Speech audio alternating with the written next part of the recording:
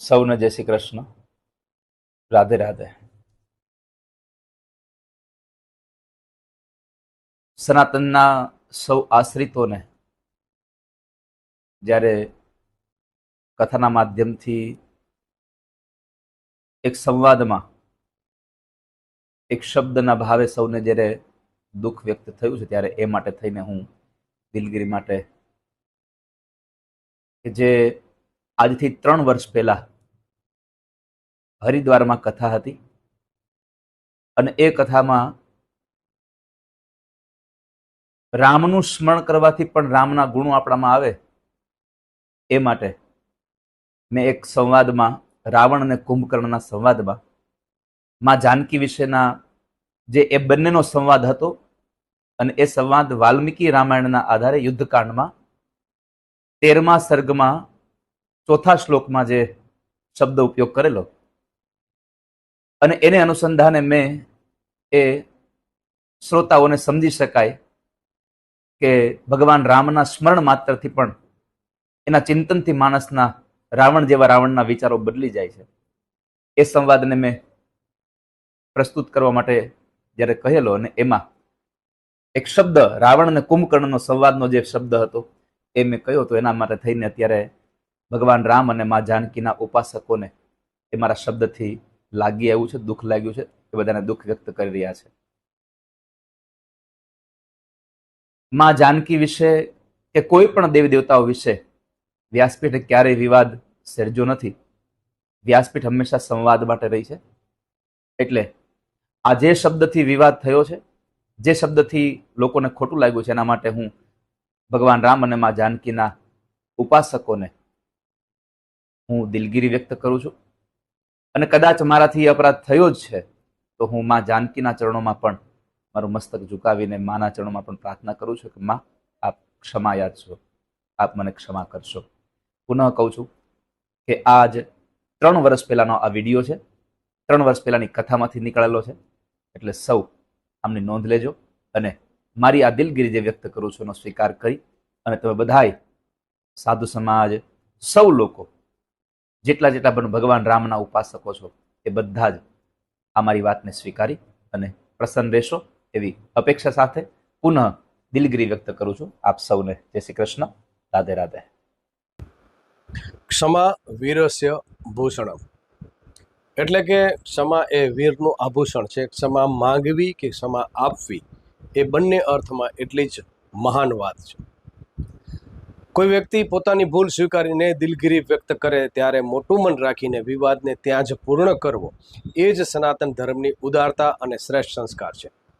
જિજ્ઞેશ દાદાએ કથાકાર તરીકે નમ્રતા બતાવીને માફી માંગી એ સરાહનીય છે. પણ તમને જણાવ્યું કે કર્ણ અને કુંભકર્ણ મહાન યોદ્ધા છે, પણ એમનો પક્ષ ખોટો છે. એટલે જિજ્ઞેશ દાદાએ જે કુંભકર્ણ વિશે વાત કરી છે એને લઈને પણ એમને ક્ષમા માંગવી જોઈએ એવો મારો વ્યક્તિગત મત છે. પરંતુ જ્યાં સુધી શાસ્ત્રની સત્યતા, સર્ગ અને શ્લોકના નંબરનો સવાલ છે ત્યાં પણ જિજ્ઞેશ દાદા ફરીથી સાચા નથી. તેઓ કદાચ મનથી સાચા હશે અથવા તેમની પાસે રહેલી કોઈ પ્રત અથવા તો પુસ્તક જે મળ્યું હશે એમાં કદાચ ભૂલ હશે, પરંતુ મૂળ અને પ્રમાણભૂત શ્રી વાલ્મીકી રામાયણના આધારે તેમનો આ દાવો તદ્દન ખોટો સાબિત થાય છે.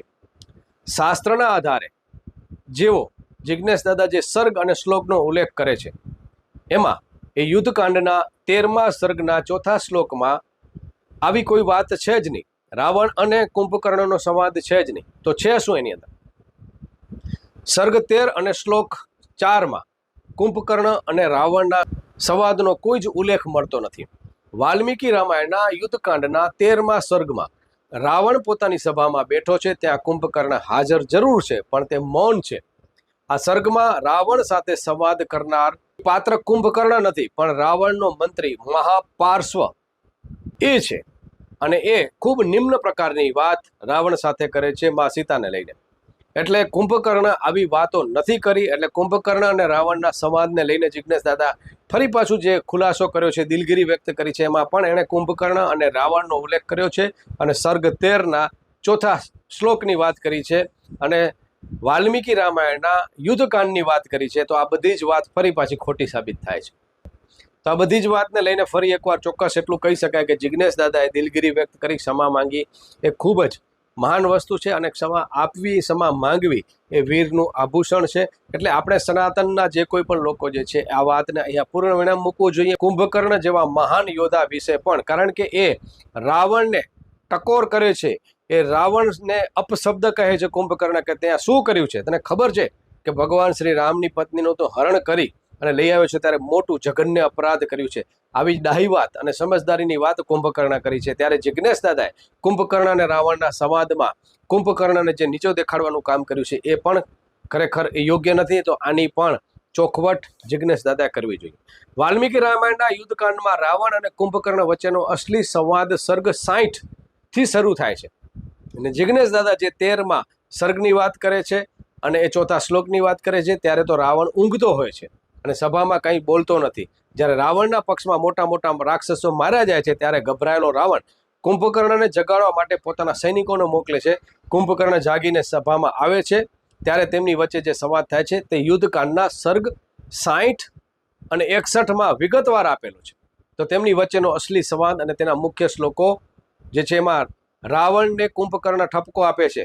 કુંભકર્ણ રાવણને કહે છે, તે સૂર્ય સમાન તેજસ્વી રઘુનાથ શ્રી રામની અવગણના કરીને એક નિમ્ન પ્રકારની બુદ્ધિ વાપરીને સીતાનું હરણ કર્યું છે, ત્યાં બહુ મોટો અપરાધ કર્યો છે, પાપ કર્યું છે. ત્યારે આ નીતિહીન કાર્ય કરતા પહેલા જ તને અમારો વિચાર કરવો જોઈતો હતો.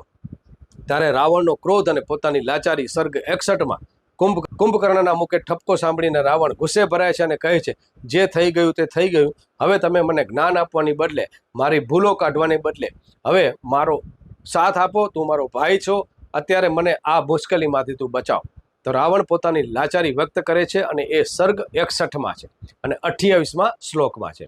કુંભકર્ણ અને રાવણના સંવાદનું અસલી સત્ય સમગ્ર વાલ્મીકી રામાયણ યુદ્ધકાંડ સર્ગ 60 થી 67 એની અંદર આ ઉલ્લેખ થયેલો છે. તેમાં કુંભકર્ણ અને રાવણ વચ્ચે માત્ર ને માત્ર યુદ્ધની નીતિ, રાવણની ભૂલો અને રામની શક્તિ વિશે જ વાતો થાય છે. ક્યાંય ભોગ કે માયાવી રૂપની વાત થતી નથી. કુંભકર્ણ ક્યારે રાવણને એવું નથી પૂછતો કે તમે સીતા સાથે ભોગ કર્યો કે નહીં. રાવણ અને કુંભકર્ણનો અસલી સંવાદ સર્ગ 60 થી 61માં છે, જેમાં કુંભકર્ણ રાવણને પાપી કહીને ઠપકો આપે છે અને રાવણ પોતાની લાચારી બતાવીને તેને યુદ્ધમાં મદદ કરવા વિનંતી કરે છે. એટલે મારા મતે જિજ્ઞેશ દાદાએ જે કુંભકર્ણ વિશે જે આ વાત કરી છે એ પણ યોગ્ય નથી, કારણ કે કર્ણ અને કુંભકર્ણ મહાન યોદ્ધા હતા અને એમનો પક્ષ ખોટો હતો. એટલે કુંભકર્ણ વિશે પણ જે વાત ઘટતી કરી છે જિજ્ઞેશ દાદાએ, એને લઈને પણ મારા મતે એમની આ બાબતે ચોખવટ કરવી જોઈએ, અને શક્ય હોય તો આ મહાન યોદ્ધાની ક્ષમા પણ માંગવી જોઈએ. કારણ કે એને પોતાના સગા ભાઈને ઠપકો આપ્યો હતો અને ભગવાન શ્રી રામને શક્તિશાળી બતાવ્યા હતા, પરમ તત્વ બતાવ્યા હતા કે એની સામે યુદ્ધ કરી અને તે તારા મોતને આમંત્રિત કર્યું છે. તો મિત્રો, આપનું આ બાબતે શું માનવું છે નીચે કમેન્ટ્સમાં જરૂર જણાવશો. નમસ્કાર, હું જામ જયમલસિંહ જાડેજા, મા આશાપુરા ન્યૂઝ, કચ્છ, ગુજરાત.